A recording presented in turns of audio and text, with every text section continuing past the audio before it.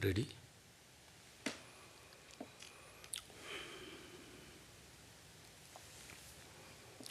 Nana spriha Raghupate hridaye asmadiye Satyam badami cha bhavan akhilantaratma Bhakti prajacha raghupungava Nirbharang me Kamadidosha rahitam Kurumana sancha. Om Shanti Shanti Shanti. O Lord, I tell you that the truth. I tell you the truth. I have no other desire. And you, being the innermost self of all beings, know it very well. O God, give me the ardent devotion only, and make my mind free from all impurities like passion, etc. Om, peace, peace, peace.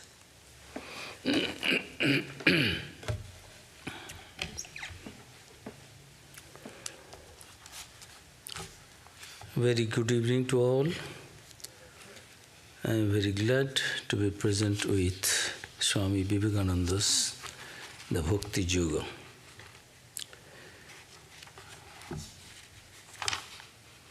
Today we will begin with a new chapter, Human Representations of the Divine Ideal of Love. And Swamiji was talking about the God of love is his own proof.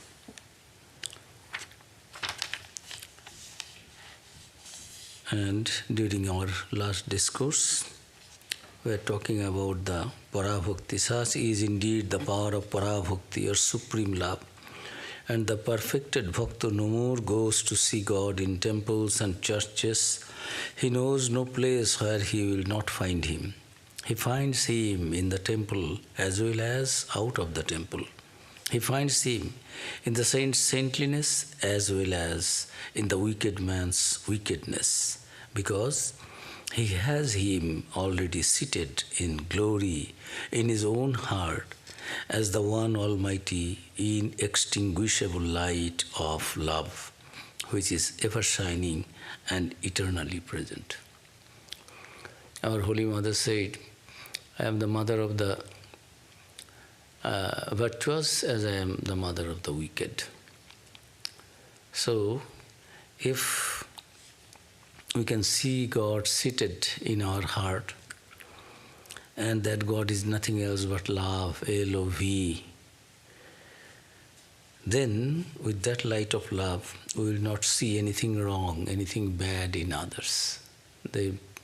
Through the Parabhakti devotion, this supreme devotion, perfect devotion, the minds of the devotees are changed, and there is no other proof. The Bhakta doesn't need any proof. Where is God? Where I have to go? What I have to do? What austerities I have to do? He doesn't bother. She doesn't bother for anything, because he or she is seeing that his or her chosen deity is nothing other than the light of love and sitting in his or her heart. So, no other proof is required for the presence of God.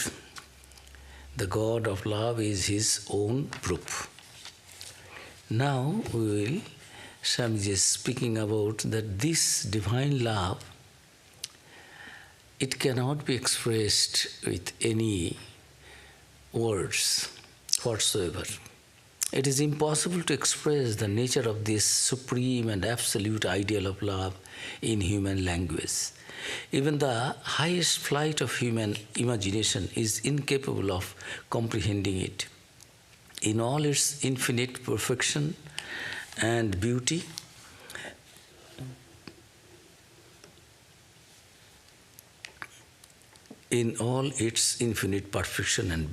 it is incapable to express. Nevertheless, the followers of the religion of love, in its higher as well as its lower forms, in all countries have all along had to use the inadequate human language to comprehend and to define their own ideal of love. Nay, more, human love itself, in all its varied form, has been made to typify this inexpressible divine love. Man can think of divine things only in his own human way. To us, the Absolute can be expressed only in our relative language. The whole universe is to us a writing of the infinite in the language of the finite. Therefore, Bhaktos make use of all the common terms associated with the common love of humanity in relation to God and His worship through love. If you have visited Vrindavan, Mathura, then perhaps you know, or if you have seen it there are many folk songs are there, these dramas are there being enacted only to show the love of the gopis of Radha for Sri Krishna. And also similarly by Jashoda, Mother Jashoda for the baby Krishna. All these things are shown as it is seen in our day-to-day life because we understand that language only. This divine love cannot be expressed, described in any other language because, and this is the thing in all countries we find, Swamiji is telling, that we try to express that love through the way we exchange our loves to each other in the society, in our dealing as human beings. So, this is so pure. It is as it is trying with this finite words to express that infinite love, which is impossible, beyond our capacity, beyond any words, our thought, our emotion, that cannot be expressed through words. However, still the devotees like to share it in that way. Some of the great writers on Parabhakti, supreme devotion, have tried to understand and experience this divine love in so many different ways. The lowest form in which this love is apprehended is what they call the peaceful, the Shanto. So now Shanto, Dasho, Sakho, Vatsalya, Madhur, all these bhavas are there. A devotee must, in the Gospel of Sri Ramakrishna, we find Sri Ramakrishna is giving us the ways. The devotees have several ways to, those who will be following the path of devotion, they have these different kinds of types of love. So Swamiji began with this Shanto. Let us read what is there in the Gospel of Sri Ramakrishna. Sri Ramakrishna is telling this on 13th August 1882 at Dakshineshwar. Some devotees came and Sri Ramakrishna is telling about the devotees are asking how to realize God, what is the path, how to have the vision of God through the path of devotion. So Sri Ramakrishna describing the different types of devotion, then he is telling this also, describing that in order to realize God, one must assume one of these attitudes, Shanto, Dasho, Sakha, Vatsalya or Mudra. And now he is giving, what is this Shanto? We have just said Shanto, peaceful attitude towards God. Sri Ramakrishna is giving Shanto, the serene attitude. The rishis of the olden times had this attitude towards God. They did not desire any worldly enjoyment. It is like the single-minded devotion of a wife to her husband. She knows that her husband is the embodiment of beauty and love, a veritable Madana. Madana is the god of beauty, this, and kama, desire. Then Sri Ramakrishna says, Dasya, the attitude of a servant toward his master. Hanuman had this attitude toward Rama. He felt the strength of lion when he worked for Rama. A wife feels this mood also. She serves her husband with all her heart and soul.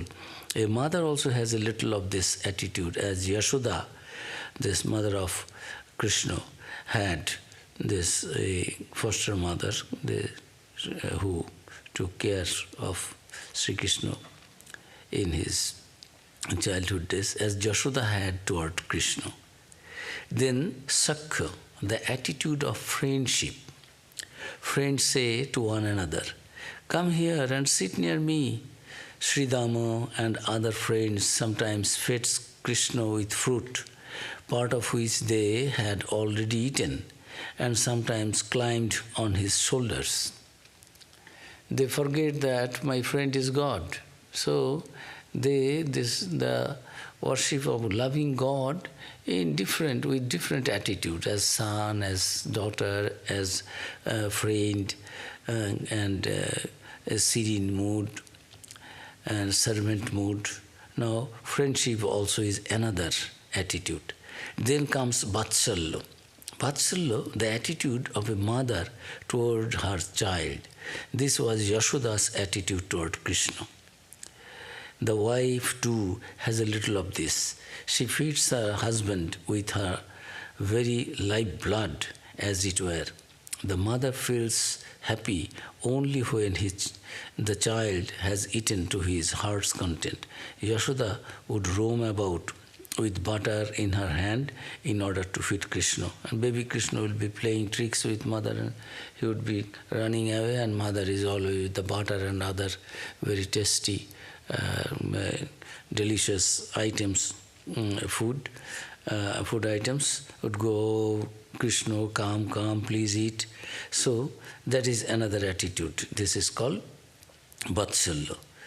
In order to feed Krishna, Mother Yashoda used to do that. And then last comes Madhura, the attitude of a woman toward her paramour. Radha had this attitude toward Krishna. The wife also feels it for her husband. This attitude includes all the other four. So, these are the something I just brought it for giving it here. As Swamiji also describing this, Master said, it is in 13th August 1882, Dakshineshwar, some devotees came, Master was telling them, so Swamiji is telling there are different attitudes. The lowest form in which the love is apprehended is what they call the peaceful attitude, the Shanta Bhava, when a man worships God without the fire of love in him, without its madness in his brain, when his love is just the calm, commonplace love, a little higher than more forms and ceremonies and symbols, but not at all characterized by the madness of intensely active love. It is said to be Shanta. Then comes, Swamiji is continuing, we see some people in the world who like to move on slowly, and others who come and go like the whirlwind. The Shanta Bhakta is calm, peaceful, gentle. The next higher type is that of Dasya. This Hanuman had that attitude. I have just chanted, it was a prayer of Hanumanji, prayer to Ramchandraji. Give me devotion only, nothing else I want in this world. And this is Dasya, that is servantship. It comes when a man thinks he is the servant of the Lord. The attachment of the faithful servant unto the master is his ideal. So another second is Dasya. Then the next type of love is Sakha, friendship. Thou art our beloved friend. just as a man opens. This everyday morning we chant Chaitanya Dev's that Shiksha Ashtakam from there, that you are thou art my beloved friend, is there.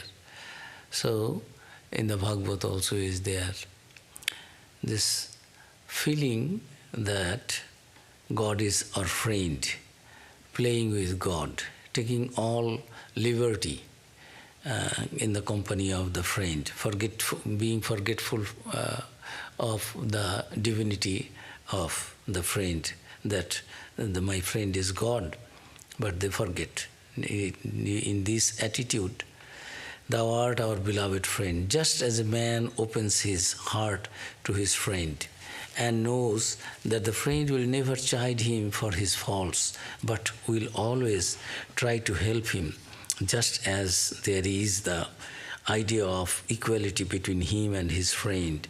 So equal love flows in and out between the worshipper and his friendly God. Thus God becomes our friend, the friend who is near, the friend to whom we may freely tell all the tales of our lives, the innermost secrets of our hearts we may place before him with a great assurance of safety and support. He is the friend whom the devotee accepts as an equal. God is viewed here as our playmate. We may well say that we are all playing in this universe. Just as children play their games, just as the most glorious kings and emperors play their own games, so is the beloved Lord himself in sport with this universe. He is perfect. He does not want anything. Why should he create? Activity is always with us for the fulfillment of a certain want, and want always presupposes imperfection. God is perfect. He has no wants. Why should he go? Why should he go on with this work of an ever-active creation? What purpose has he in view? The stories about God creating this world for some end or other that we imagine are good as stories, but not otherwise. It is all really in sport. The universe is his play going on. The universe is his play going on. The whole universe must, after all, be a big piece of pleasing fun to him. If you are poor, enjoy that as fun. If you are rich, enjoy the fun of being rich. If dangers come, it is also good fun. If happiness comes, there is more good fun. The world is just a playground, and we are here having good fun, having a game, and God is with us playing all the while, and we are with him playing. God is our eternal playmate. How beautifully he is playing. The play is finished when the cycle comes to an end. There is rest for a shorter or longer time. Again, all come out and play. It is only when you forget that it is all play and that you are also helping in the play. It is only then that misery and sorrows come. It is only when you forget that it is all play and that you are also helping in the play, it is only then that misery and sorrows come. Then the heart becomes heavy. Then the world weighs upon you with tremendous power. But as soon as you give up the serious idea of reality as the characteristic of the changing incidents of the 3 minutes of life, and know it is to be but a stage on which we are playing, helping him, God, to play, at once misery ceases for you. He plays in every atom. He is playing when he is building up earths and suns and moons. He is playing with the human heart, with animals, with plants. We are his chessmen. He puts the chessmen on the board and shakes them up. He arranges us first in one way and then in another. And we are consciously or unconsciously helping in His play. And, oh, bliss, we are His playmates. If we can think of in that way, and the devotees, those who have got that para-bhakti, and this attitude is that God is my friend, they think that everything is going on as a fun. They don't get attached. In the Gita, Bhagavan Sri Krishna is telling Arjuna, do everything, but never get attached.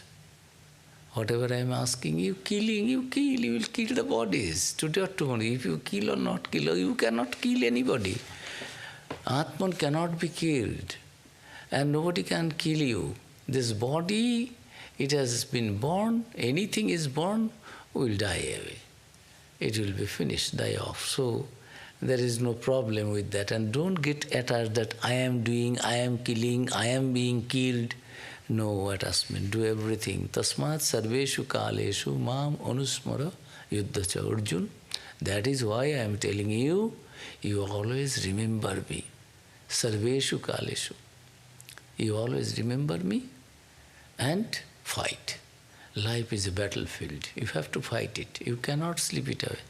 You may sleep and always try to be inactive in this life. Again you be born, and again you have to face the same problem. That is why Swamiji says, face the challenges of life.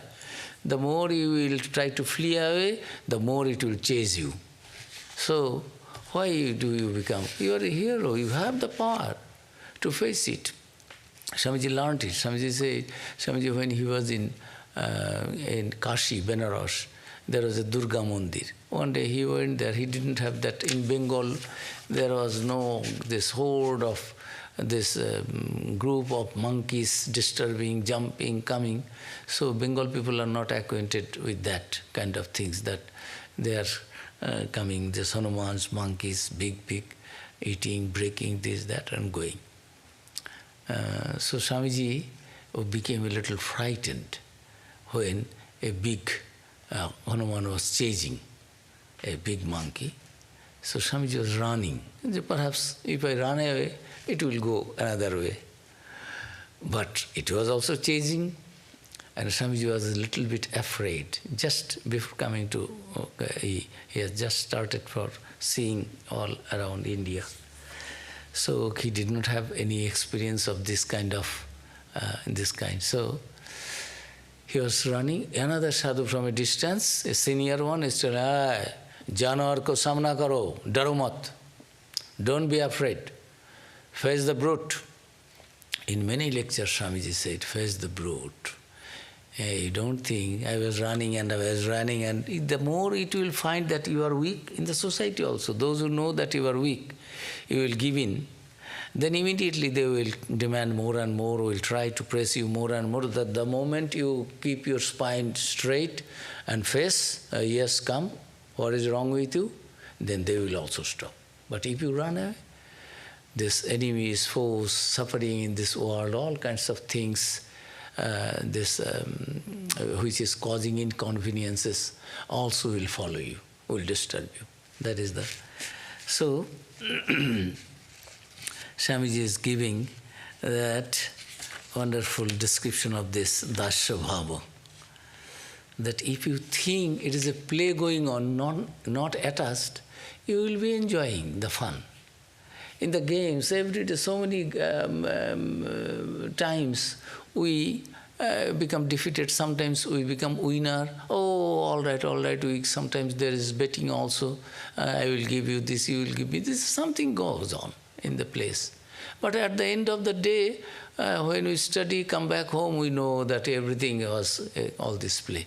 It is immediately removed from our mind. It does not disturb us what has happened, that it is not a question of life and death. But not knowing God is the question of life and death, because the whole life is wasted. Again I have to be born and try to find out the truth. But worldly, all these things, whatever we are seeing, this is just a drama, theatrical stage. Anyone is coming and doing his or her role, played, and going. I have also a role. I am playing. So allow yourself to be a witness and enjoy that we are all playmates of God. God is doing all these things. This is God's play. I am doing my part, my role I am playing. Play that as best as possible, but unattached. Don't think all this, the whole life, maximum 100 years. Play is gone. As we see in the dream, when we are awakened, we are woke up, then we find that yes, where is it? It was a dream. Nothing is real. So in this life also is not real. It is relative. That absolute is absolute. That is truth. Our life, our death, our being born, having a body, enjoying through all our senses, these are all temporary, some things playing for some time. These are not me, and these are not going to be permanent. No enjoyment is permanent, no suffering is permanent. In the Gita, Sri Krishna is telling Arjuna, Shitoshna Sukha Dukkhada Agama Paini. It will do so. Think it is God's play. Don't think you will be. All these people will die. You stand up and just issue your arrows from your bow, they will be killed. So know that, but don't think that you are killing. It is me, means God. God is doing everything. You just, in an unattached way, be a playmate with God. Then enjoy the fun. And nothing will disturb your mind. There will be no suffering. There will be no problem. Only problems come, suffering comes, pain comes, a little bit in between, a little joy, a little so-called happiness. It only just flashes and again vanishes. Because you get attached. Don't get attached. Do everything. Think that God's play is going on. The whole creation, whole universe is the play of God, my chosen deity, my God, and I am a playmate there. So allow yourself to be a good instrument in the hands of God. That is a devotee's duty. In the Gita, Bhagavan is telling that you become an instrument in my hands. Nimitta matram bhava sabbasachin. Arjuna, just become an instrument, not the doer, not the karta, that master. You are doing nothing. Have that attitude. So, Swamiji is telling this, if you can love God, that you are all playmates with God, what a joy. These playmates used to eat and then feed Sri Krishna. They did not have any feeling, we cannot think of that I will defile it, I will eat it, make it impure, taste it first, then I will offer to God, oh God. Don't have that kind of awe, fear. God is your friend, play with God. And it is all divine play. You are also a chessman, a chess woman, as stationed by your friend who is God. So we are his chessmen. He puts the chessmen on the board and shakes them up. He arranges us first in one way and then in another, and we are consciously or unconsciously helping in his play.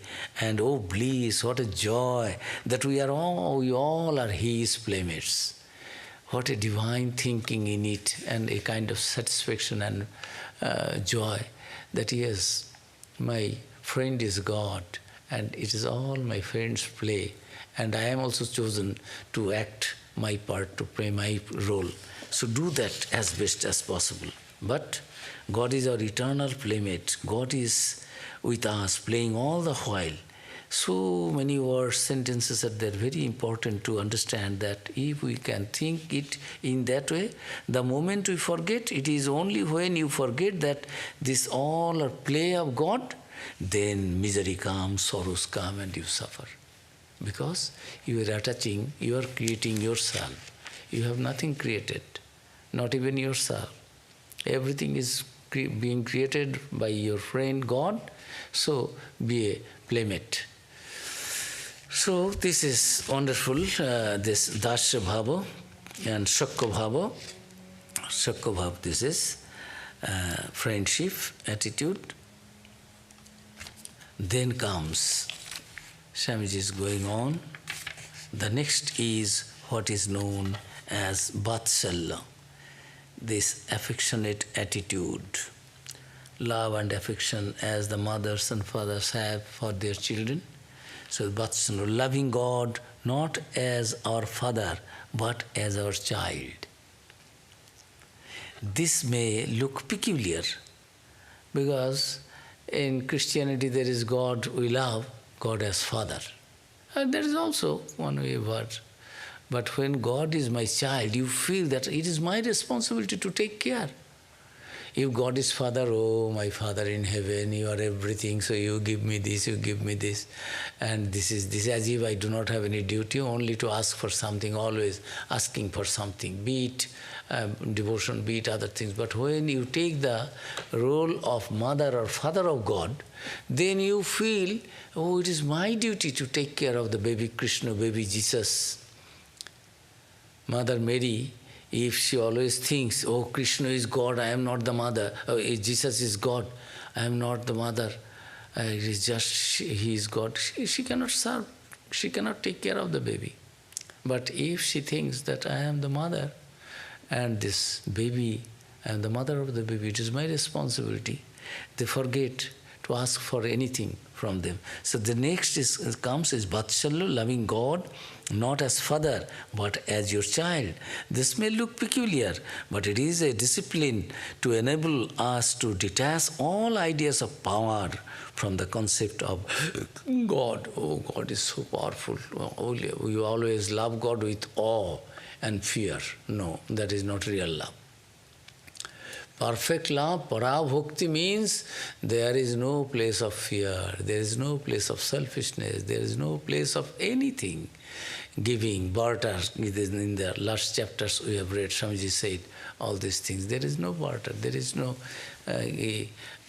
business in between. I give you love, I give you devotion, and I pray to you, and I worship you, and you give me this, give me that. No, nothing.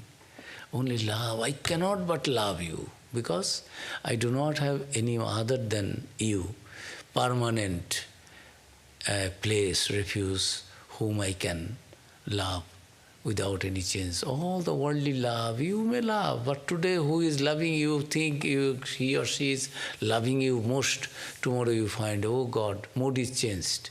Every day you have to present yourself in a different way to please your fiancé, to please your paramour. It is not the case with God. God's love is so pure. There is no fear, there is nothing wrong. So, it is a peculiar type of idea, but this is a discipline to enable us to detach all ideas of power from the concept of God.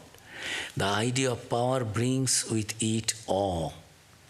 There should be no awe in love. Then it is no more love. It is a business, it is something else, not the pure love. The ideas of reverence and obedience are necessary for the formation of character. But when character is formed, when the lover has tasted the calm, peaceful love and tasted also a little of its intense madness, then he need talk no more of ethics and discipline. To conceive God as mighty, majestic and glorious as the Lord of the universe or as the God of gods, the lover says he does not care. It is to avoid this association with God of the fear-creating sense of power that he worships God as his own child.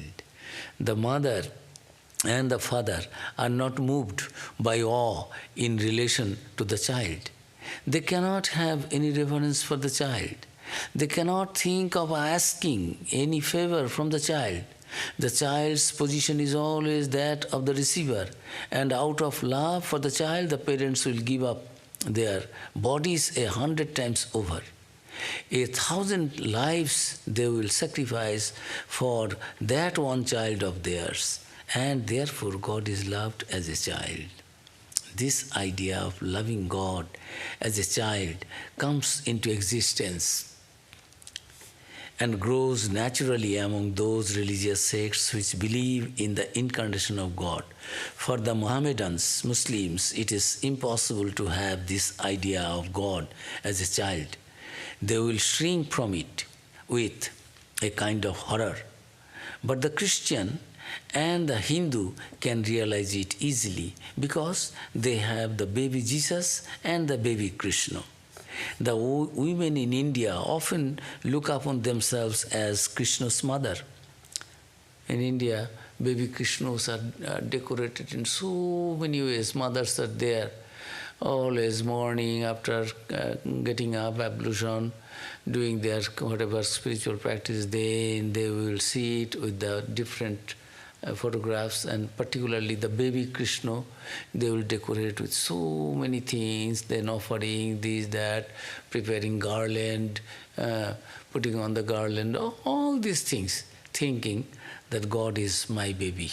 So, in India, the women in India often look upon themselves as Krishna's mother. Christian mothers also may take up the idea that they are Christ's mothers, and it will bring to the West the knowledge of God's divine motherhood, which they so much need. Swamiji is telling this 100 years back in America, Europe, that you need it, that God can appear as mother, and that motherhood of God that you will learn by the way of loving God as your children, as the baby Jesus. And it will bring to the West the knowledge of God's divine motherhood, which they so much need. The superstitions of awe and reverence in relation to God are deeply rooted in the heart of our hearts, and it takes long years to sink entirely in love our ideas of reverence and veneration, of awe and majesty and glory with regard to God. God we always associate with this awe, this majesty, glory, veneration, reverence. Yes, that is there, attitudes are there. But this Vatsalya attitude is this loving God as your affectionate child, loving child. That will destroy all that kind of feeling that God is somebody powerful, so I have to worship, to find. No. It is you who is the caretaker, guardian of God. So you have to be more careful. So that baby Jesus, baby Krishna, baby Ramchandra, Ramchandra is baby, Ramchandra is Ramlala, we have here. One is of Krishna, baby Krishna, Balagopal. Another baby Murti is there of Ramlala. Sri Ramakrishna used to worship in Dakshineshwar, Ramlala. Small baby Ramchandra is Ramlala. Our baby Krishna is called Balagopal. So these are the ways that in that attitude of Vatsalya. There is one more human representation of the divine ideal of love. It is known as Madhura. Madhura Bhava, sweet, and its highest, it is the highest of all such representations. It is indeed based on the highest manifestation of love in this world. And this love is also the strongest known to man. What love shakes the whole nature of man, what love runs through every atom of his being, makes him mad, makes him forget his own nature, transforms him, makes him either a god or a demon, as the love between man and woman. In this sweet representation of divine love, God is our husband. We are all women. There is no man in this world. There is but one man, and that is He, God, our beloved. All that love which man gives to woman or woman to man has here to be given up to the Lord. This is called Madhura Bhava. And this is called the and is the highest of all other attitudes, other bhavas. And in this love, what happens? All the different kinds of love which we see in the world and with which we are more or less playing merrily have God as the one goal. But unfortunately, man does not know the infinite ocean into which this mighty river of love is constantly flowing, and so foolishly he often tries to direct it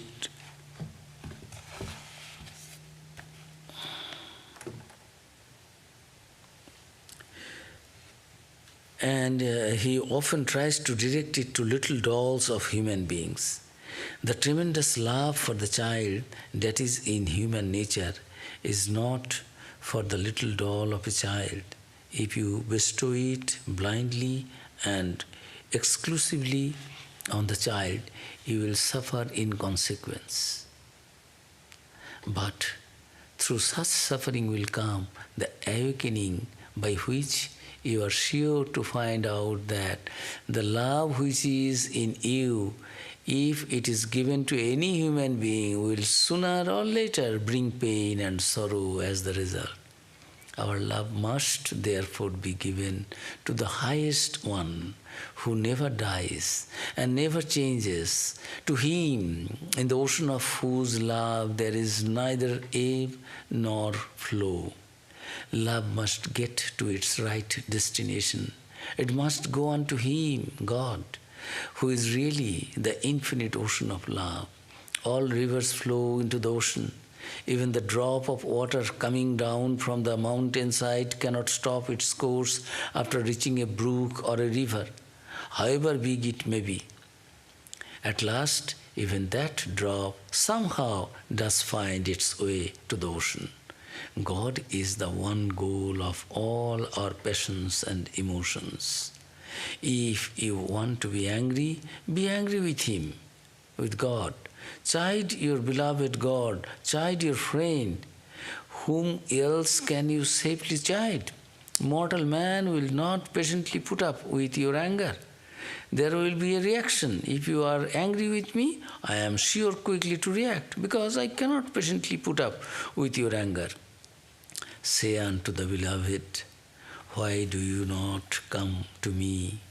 Why do you leave me thus alone?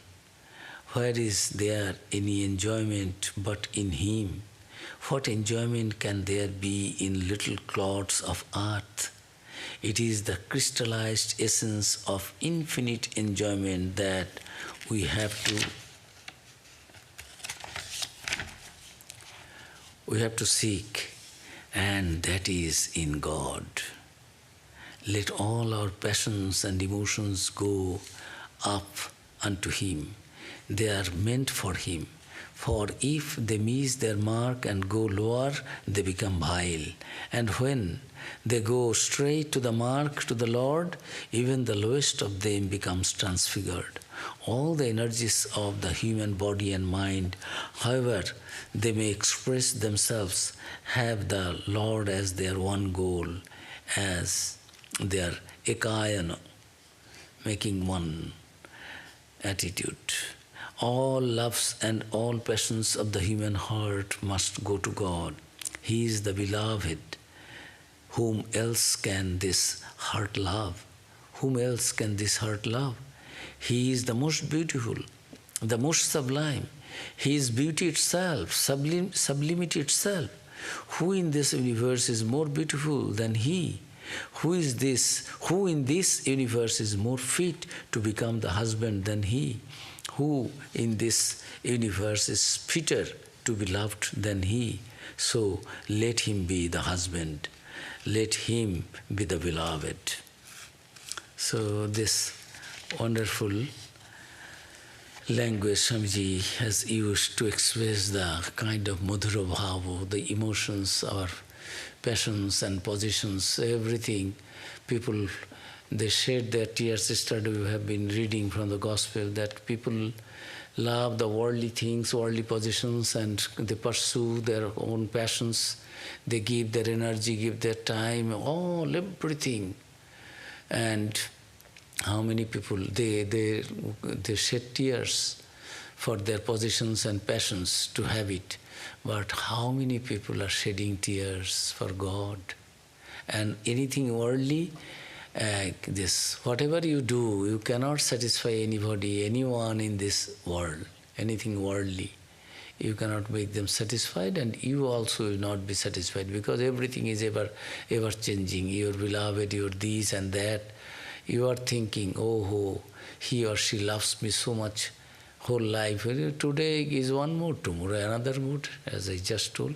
And Sri Ramakrishna says, Niranjan, Swami Niranjanananda, one of his direct disciples, said, Niranjan, you think of you love the human beings, and you think that they will be grateful to you and you will have joy. You cannot satisfy the worldly people. You cannot get the love from them, but you can get love from God. Do you know the difference of love of worldly-minded people, love of people in the world, and love of God? If you, out of 100, if you do 99 in their favor, for the world, worldly people, one you cannot do, they will criticize you. All your efforts, 99 you have done for them, for their good, for their happiness, joy. Only one mistake, only one thing you failed to do, or you could not serve, they will criticize you. All love is vaporized. And in the case of God, God's work you don't do 99, only one work you do for God. God will come to you 10 steps, God will take you on His lap. This is the difference between the love of the world and love of God. So, my dear Niranjan, love God. Don't try to be happy by serving others and thinking that I am helping them, they will be happy. Yes, on the way, whatever it comes, do. But know that the highest satisfaction and joy can come only by loving God, which is permanent and will not change. And whatever little you do, God will always love you, because God is your love, God is your mother, God is your father, God is your friend, everything. So, this wonderful really described here, that all loves and all passions of human heart must go to God. He is the beloved. Whom else can this heart love? He is the most beautiful one, the most sublime. He is sublimity itself, He is beauty itself. Who in this universe is more beautiful than He? Who in this universe is more fit to become my husband? And we all are women. God is only the masculine figure in this universe. All others belong to the feminine gender. Who in this universe is fitter to be loved than He? So let Him be loved. Let Him be the husband. Husband means Lord, your master, whom you take refuge in. Let Him be the beloved. Often it so happens,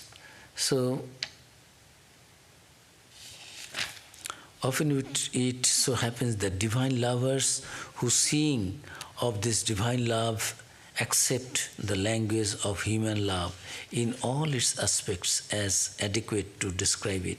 Fools do not understand this. They never will. They look at it only with the physical eye.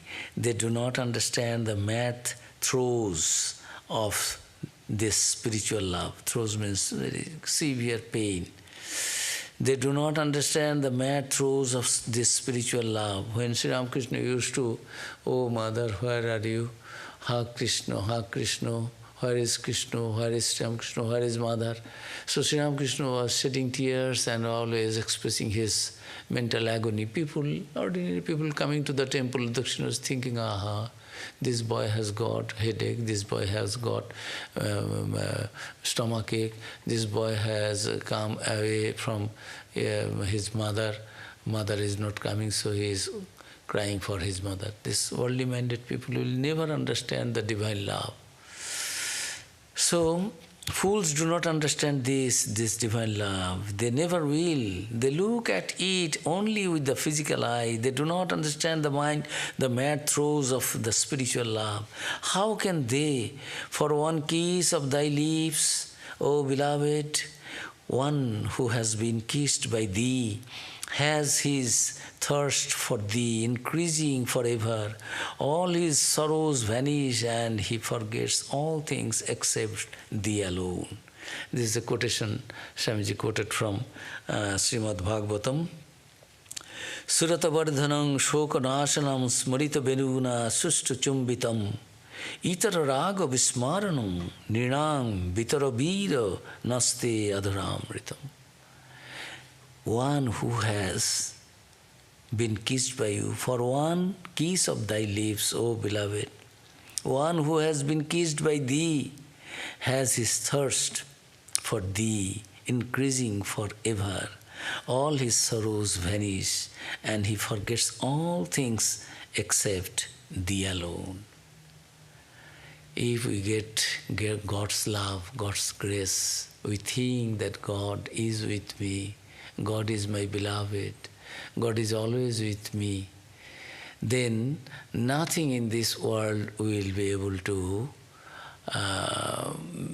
attract us. Our mind will be elevated to such a higher level that it will not be happy, it will not be attracted for anything in this world, so-called very important things in this world, very loving or very enchanting. Aspire after that kiss of the beloved, that touch of his lips, which makes the bhakta, devotee, mad, which makes of a man a god. Once a devotee feels that my God, my beloved has kissed me, then he or she becomes a god, a goddess. To him who has been blessed with such a kiss, the whole of nature changes, worlds vanish, suns and moons die out, and the universe itself melts away into that one infinite ocean of love. That is the perfection of the madness of love.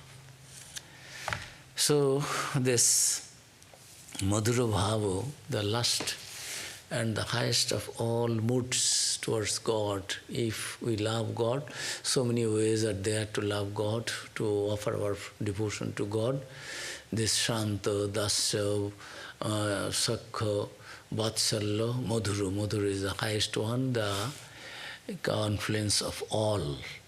Everything is there. All other moods are also little bit there, and it is so madly, it is so strong and intense that once you feel that pull for God, and once you feel that God is really loving to you, you feel that your cheek, your lips have been kissed by none other than your beloved God, then you don't bother for anything in this universe. You don't run after anything.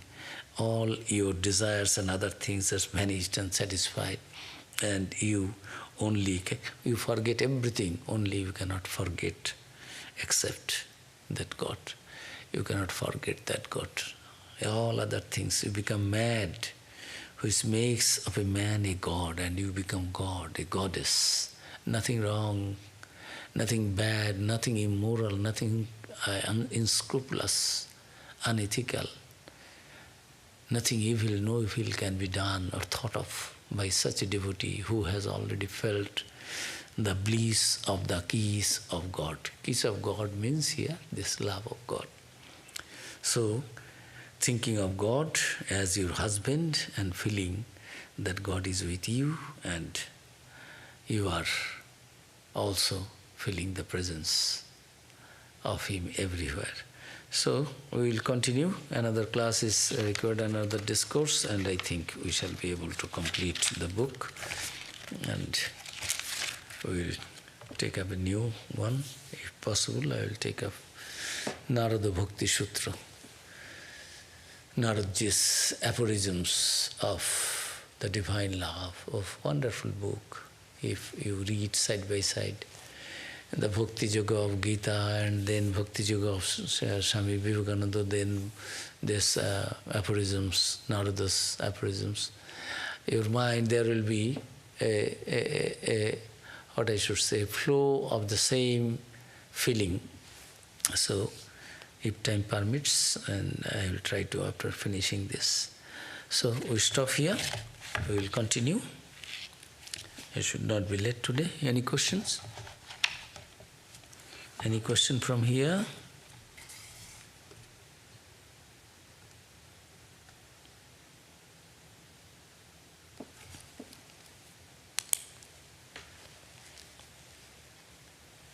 Yes, Kiran? Yes. Doesn't Sri Ramakrishna recommend more like the attitude Give the towards mic. child towards Give the mother? mic. Does Sri Ramakrishna? I was gonna say if like I don't know, for some reason I had it in my head that like Sri Ramakrishna's recommendation of like the attitude to have towards God is of us thinking as child towards the mother, right? I mean, I know that, so we can have different attitudes. Yeah. That is also there. There's all these Durga Puja, Kali Puja days we have discussed that the purest form of all love, if you can't direct your love towards God as the mother of the universe, then there is no scope for fall. So these are all, that pure love, different mood, whatever, because Ramakrishna is not asking that you have to do this only. Ramakrishna Mission, we are saved by Master. Never we say you cannot worship God as Father. Never we cannot say that you cannot worship God as Mother. You like, you do that, that is also there, Vatsalya is there. When you reach the final stage, so through all this, you find that the same entity is your baby, and that is your mother, and that is your father. In the beginning, at the end, you find there is no difference between mother and father and Brahman and divine supreme knowledge and supreme devotion. There is nothing. No discrimination, no differentiation at the end.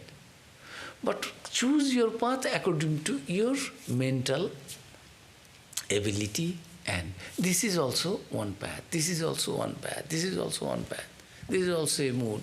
Rishis, Munis, I am quoting Sri Ramakrishna. The Shanto Bhava, the beginning one, the first one, which Swamiji began with.